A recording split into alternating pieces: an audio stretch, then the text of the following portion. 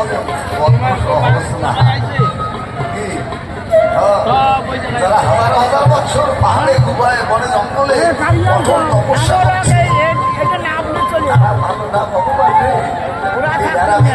লোক লাগাই যারা দুজন 2 দিনে ঠাকুর নামে